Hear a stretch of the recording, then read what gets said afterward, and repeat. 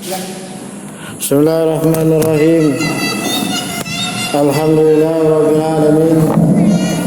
Salatu wassalamu ala Rasulillah wa ala alihi wa sahbihi wa ala amma ba'd. Pada hari ini kita mulai ta'lim rutin akhwat ummahat setiap pekan 2 kali. Qala rahimahullah,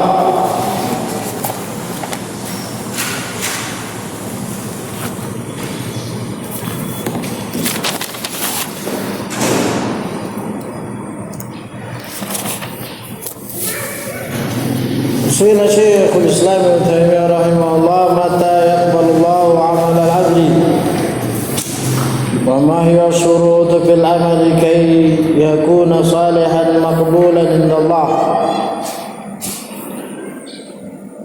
Kapan Allah menerima amalan seorang hamba dan apakah syarat-syarat amalan itu menjadi saleh, diterima di sisi Allah. Fajab rahimahullah, fa innal amala la yakunu ibadatan illa idza kamula fi syai'an wa huma kamalul hubbi wa ma kamalul dhulli. Qala Allah ta'ala wal ladzina amanu ashaddu hubban lillah. Wa qala subhanahu innal ladzina hum min khashyati rabbihim mushfiqun. وقد جمع الله بين ذلك في قوله إنهم كانوا يسارعون في الخيرات ويدعوننا رغبا ورهبا وكانوا لنا خاشعين. فإذا علم هذا فليعلم أن العبادة لا تقبل إلا من المسلم الواحد، كما قال تعالى وقدمنا إلى ما عملوا من عمل فجعلناه هباء منثورا. وفي صحيح مسلم رحمه الله عن عائشة رضي الله تعالى عنها قالت قلت يا رسول الله ابن جدعان كان في الجاهلية يصل الرحم ويطعم المسكين فهل ذاك نافعه؟ قال لا ينفعه إنه لم يقل يوما رب اغفر لي خطيئتي يوم الدين، يعني أنه لم يكن يؤمن بالبعث ويأمل وهو يرجو لقاء الله. ثم إن المسلم لا تقبل منه العبادة إلا إذا تحقق فيها شرطان أساسيان: الأول إخلاص النية لله تعالى، وهو أن يكون مراد العبد بجميع أقواله وأعماله الظاهرة والباطنة ابتغاء وجه الله تعالى دون غيره. الثاني موافقة الشرع الذي أمر الله تعالى ألا يعبد إلا به، وذلك يكون بمتابعة النبي صلى الله عليه وآله وسلم في مجاله وترك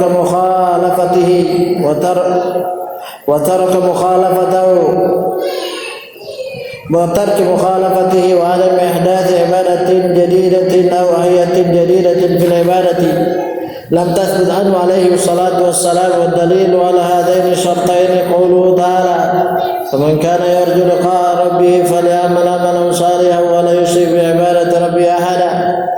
قال ابن كثير رحمه الله تعالى فمن كان يرجو لقاء ربه أي ثوابه وجزاءه صالح فليعمل عملا صالحا أي ما كان موافقا لشرع الله ولا يشرك بعبادة ربه أحدا، وهو الذي يراد به وجه الله وحده لا شريك له. وهذان ركنان العمل المتقبل لا بد يكون خالصا لله صوابا على شريعة رسول الله صلى الله عليه وسلم. Beliau menjawab, sesungguhnya amal tidaklah akan menjadi ibadah kecuali sempurna 2 poin. Poin yang pertama, sempurna kecintaan dia bersama kesempurnaan keinginan pada Allah. Sebagaimana Allah Subhanahu wa taala berfirman, dan orang-orang yang beriman sangat kuat kecintaannya pada Allah. Dan Allah Subhanahu wa taala berfirman, sesungguhnya orang-orang yang mereka terhadap Rabb mereka sangat takut Dan sungguh Allah Subhanahu wa taala mengumpulkan dua poin tersebut di dalam firman-Nya.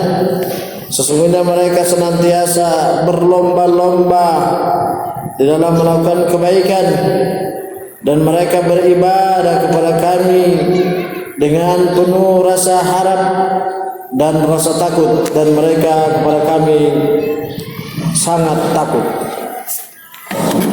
Maka apabila telah diketahui hal ini, maka ketahuilah bahwasanya ibadah tidak diterima kecuali dari muslim yang bertauhid.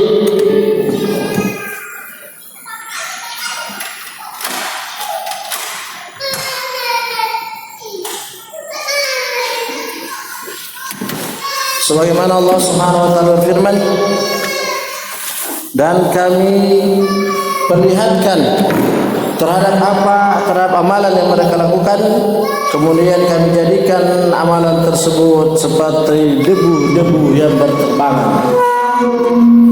Dalam Sahih Muslim rahimahullah, dari Aisyah radhiyallahu taala anha, beliau berkata, aku berkata, ya Rasulullah, sesungguhnya Ibnu Jud'an dulu di zaman jahiliyah dia menyambung silaturahim dan memberi makan orang miskin.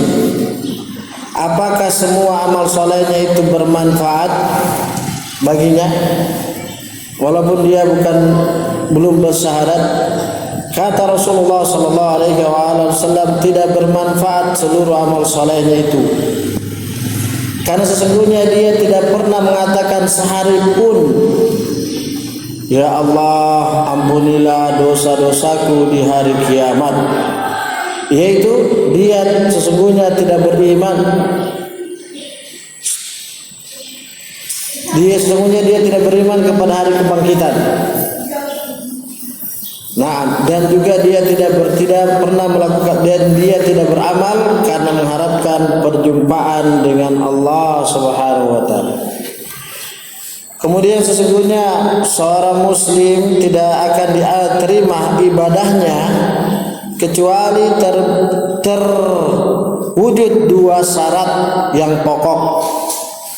Yang pertama adalah mengikhlaskan niat kepada Allah Azza wa Jalla, yaitu seorang hamba memaksudkan di dalam seluruh perkataan, perbuatan yang zahir maupun batin adalah mengharapkan wajah Allah Subhanahu wa taala tanpa selainnya. Yang kedua, sesuai dengan syariat yang Allah Subhanahu wa taala berfirman memerintahkannya, yaitu jangan beribadah kecuali dengan syariat tersebut, dan tidak akan mungkin beribadah pada Allah sesuai dengan syariatnya kecuali dengan mengikuti Nabi sallallahu alaihi wasallam terhadap apa yang beliau datang dengannya,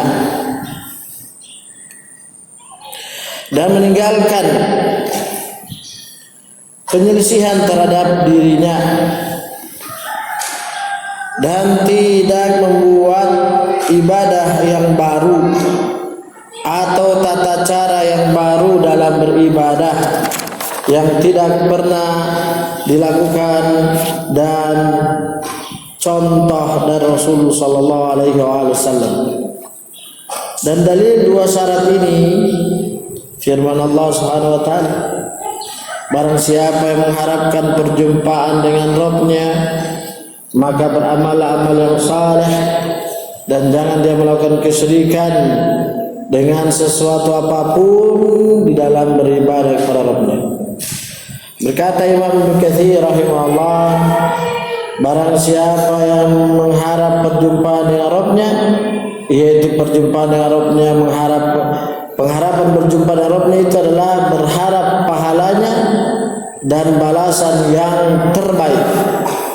Dari tafsirnya, barang siapa yang mengharapkan pahala Allah dan balasan yang terbaik, maka dia beramal amal saleh, yaitu beramal dengan apa yang sesuai dengan syariat Allah Subhanahu wa taala, dan jangan melakukan kesyirikan dengan seorang pun dalam beribadah padanya.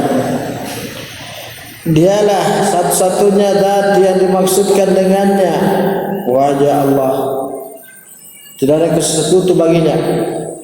Inilah dua rukun amal yang akan diterima di sisinya, yang harus ikhlas karena Allah dan sesuai dengan syariat Rasul sallallahu alaihi wasallam.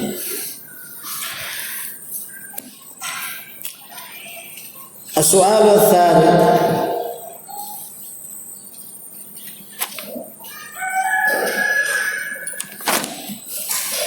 لماذا يتكلم الله سبحانه وتعالى في القرآن الكريم أحيانا بصيغة الجمع؟ الجواب نوعان. أولا الجواب الإجمالي على كل مؤمن يعتقد أن أفعال الله لم تكن إلا لحكم جسيمة وغاية محمودة، ولا يلزم من ذلك أن تتضح لكل أحد، وهذا نوع من أنواع الابتلاء والاختبار، كما قال تعالى ليبلوكم أيكم أحسن عملا. ثانيا الجواب التفصيلي، أن القرآن الكريم جاء بلغة العرب، ولغة العرب يصح فيها إطلاق لفظ الجمع على الواحد، كما يصح إطلاق لفظ المفرد على الواحد، لكن إطلاق لفظ الجمع يكون من باب التعظيم، ولا أحد أعظم من الله، فيكون إطلاق لفظ المفرد لإثبات كونه واحدا لا شريك له، وإطلاق لفظ الجمع لإثبات عظمته سبحانه. ولابن تيمية كلاما يفيدنا في هذه المسألة قال رحمه الله: أما القرب معنى قرب الله وذكر تارة بصيغة المفرد وقوله: وإذا سألك عبادي عني فإني قريب أجيب دعوة الداعي. وفي الحديث: إن الذي تدعونه أقرب إلى أحدكم من عنق راحلته. وتارة بصيغة الجمع كقوله: ونحن أقرب إليه من حبل الوريد. وهذا مثل قوله تعالى: نتلو عليك نقص عليك. أما قول نتلو ونقص ونحو فهذه الصيغة في كلام العرب للواحد العظيم الذي له أعوان يطيعونه، فإذا فعل أعوانه فعلا بأمره قال: نحن فعلناه، كما قال الملك: نحن فتحنا هذا البلد وهزمنا هذا الجيش ونحو ذلك. والله أعلم. Pertanyaan berikutnya, kenapa Allah Subhanahu wa taala di dalam Al-Qur'anul Karim terkadang berbicara dengan lafaz jamak kami, padahal yang dimaksudkan adalah dirinya Allah sendiri?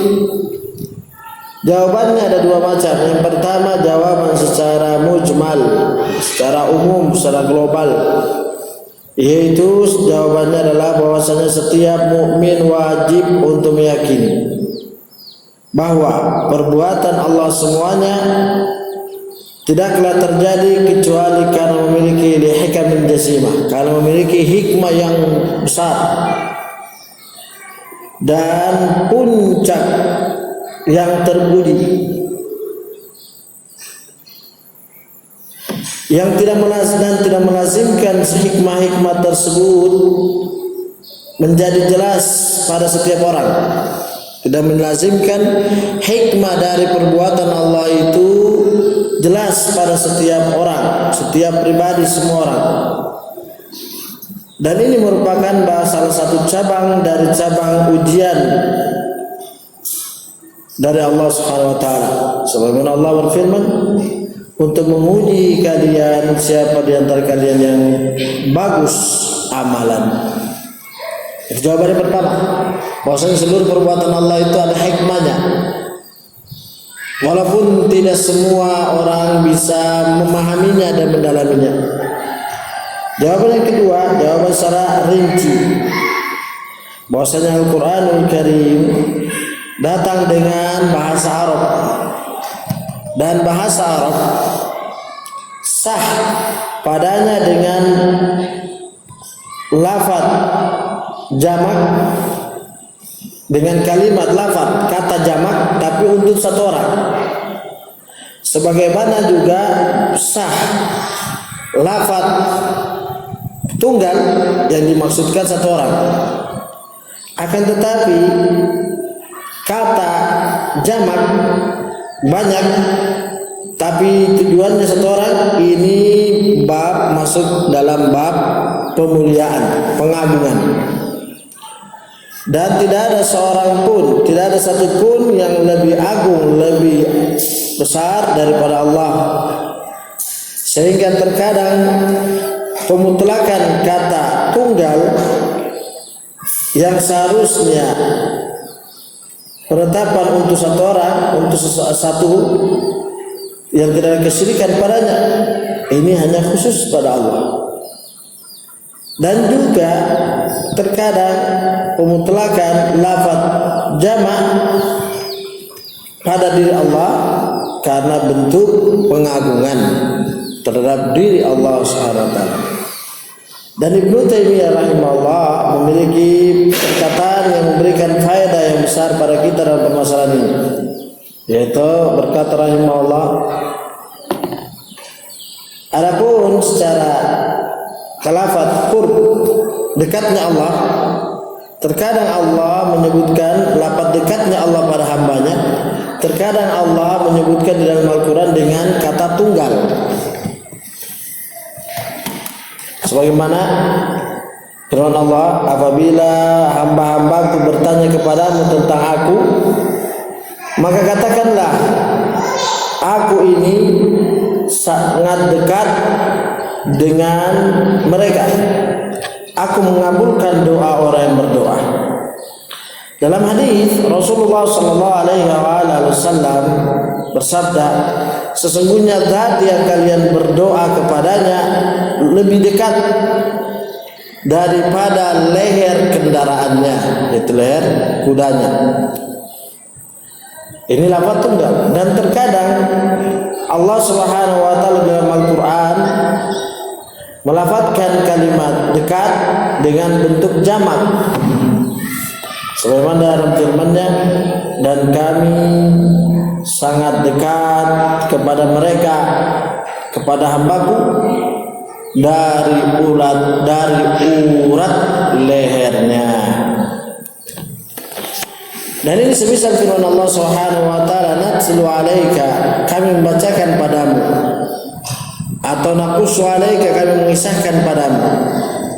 Adapun perkataan Allah, kami membacakan dan mengisahkan, kami mengisahkan dan semisalnya, ini dalam konteks bahasa Arab yang dimaksudkan untuk satu orang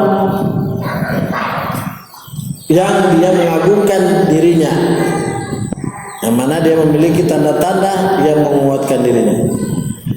Nah, apabila penolong-penolongnya melakukan apa yang membuat dia agung, maka dia mengatakan, kami telah melakukan, sebagaimana perkataan penguasa sang raja, kami telah menguasai negeri ini, kami telah mengalahkan pasukan ini. Begitu ya. Wallahu a'lam bishawab. Ini jawaban Syekh Muhammad bin Shalih Al-Utsaimin. Hal lil muslimin a'yadun la tujadu 'inda an-nasara wa ma huwa syi'arul Islam, mathalan 'indana as-salib, fa hal lil Islam syi'ar muayyan? Al-muslimun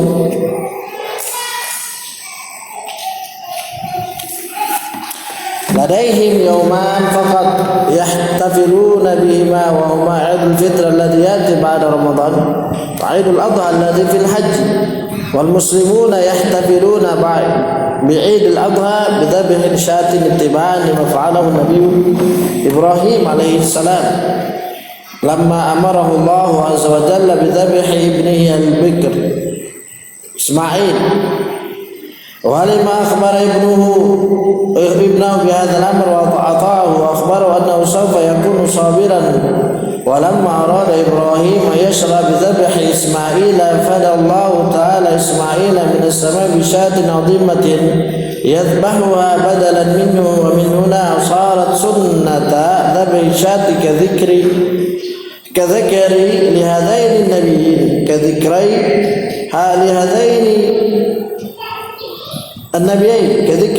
لهذين النبيين عليهم السلام، وهو اتباع لسنة النبي محمد صلى الله عليه وسلم. والمسلمون فقد يحتفلون بهذه الأيام بينما لا يحتفلون بأعياد النصارى. أما بالنسبة لرمز أو الشعار فالمسلمون يعبدون الله ويرفضون أي أوثان، ونحن نعتقد أن النصارى يتخذون صليب كرمز لربهم أو ابن ربهم كما يزعمون، وهم يبحثون عن البركة والحماية من هذا الصليب، والمسلمون يطلبون البركة والحماية من الله وحده، ولذا ليس للمسلم رمز كصليب النصارى. بعض المسلمين اخترعوا الهلال كرمز مقابل صليب، ولكن هذا ليس صحيحا وهو بدعة في الإسلام. Ditanyakan pada Syekh Muhammad bin Shalih Al-Utsaimin, apakah kaum muslimin memiliki hari-hari raya yang tidak didapatkan di sisi Nasara, dan apakah itu? Dan apakah syiar Dan apakah syiar Islam? Misalnya di sisi Nasara ada salib. Apakah Islam juga memiliki syiar tertentu, tanda tertentu sebagaimana Nasara? Beliau menjawab, kaum muslimin memiliki cuma 2 hari saja yang mereka berhari raya dengannya. Keluar. Jangan sini. Ribut. Kaum muslimin memiliki 2 hari saja yang mereka berhari raya dengannya. Yang keduanya adalah Idul Fitri yang datang setelah Ramadan dan Idul Adha di bulan haji. Kaum muslimin berhari raya dengan Idul Adha berupa memotong kambing sebagai bentuk mengikuti perbuatan Nabi Ibrahim alaihissalam tatkala Allah memerintahkan beliau Azza wa Jalla untuk menyembelih anaknya yang masih perjaka Ismail. Dan tatkala beliau mengabarkan anaknya yang perintah tersebut, anaknya menaati bapaknya dan mengabarkan pada bapaknya, engkau akan mendapati aku sabar.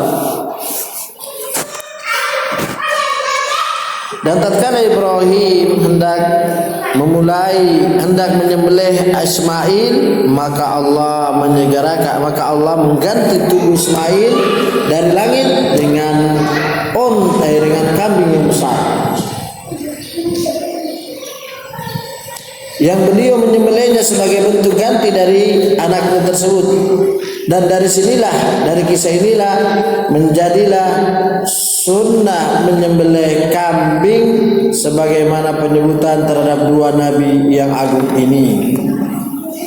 Dan itu juga mengikuti sunnah Nabi sallallahu alaihi wasallam. Dan kaum muslimin cukup saja merayakan hari-hari ini saja yang mana mereka tidak perlu merayakan seperti hari raya orang Nasara, yaitu kebangkitan atau Paskah, hari kenaikan Isa Al-Masih, atau Natal, hari kelahiran. Nah, tidak perlu, kata beliau. Adapun tanda khusus atau syiar khusus bagi kaum Islam sebagaimana Nasara salib, maka kaum muslimin mereka cuma beribadah pada Allah dan mereka menolak seluruh bentuk sesembahan berhala. Dan kami yakin bahwasanya Nasara mengambil salib sebagai syiar mereka karena tujuan itu salib sebagai rumus, sebagai tanda Rabb mereka atau tanda anak Rabb mereka, sebagaimana mereka menyangkanya. Tujuan mereka itu adalah ingin mencari keberkahan dan perlindungan, penjagaan melalui salib tersebut. Adapun kaum muslimin Mereka mencari keberkahan dan penjagaan dari Allah semata saja, tanpa ada wasilah apapun, salibkah, cincinkah, kalungkah, tidak ada. Oleh karena inilah kaum muslimin tidak memiliki rumus tanda khusus sebagaimana Nasara berupa salib. Sebagian kaum muslimin menjadikan bintang, yaitu bulan sabit, sebagai syiar Islam. Sebagai syiar Islam, semisal Kristen berupa salib. Ini akan tetapi standar tersebut tidaklah benar. Bahkan itu adalah perkara bid'ah kata Syekh rahimahullahu taala. Baik. Sebagai mukaddimah kita cukup sampai di sini. Insyaallah kita akan rutin kembali di dalam membaca kitab ini. Ya. Wallahu a'lam bishawab. Sebenarnya mau kitab Tarbiyatul Abna, tapi berhubung belum siap, maka kita membaca kitab ini. Ini kitab kumpulan fatwa Mata Muslimah lagi dan kitab lain. Yang kemarin sudah selesai, sekarang ini lebih lengkap lagi. Kitab yang ada di depan saya ini kumpulan fatwa-fatwa yang berkaitan dengan kewanitaan yang lebih lengkap dengan kitab yang sebelumnya. Yang kumpulan fatwa Muslimah. Ini kitab lebih lengkap, ya, lebih lengkap daripada kitab sebelumnya yang kita sudah selesai membacanya. Insyaallah mudah-mudahan bisa bermanfaat. Subhanallah wa bihamdika asyhadu an la ilaha illa anta astaghfiruka wa atubu ilaik.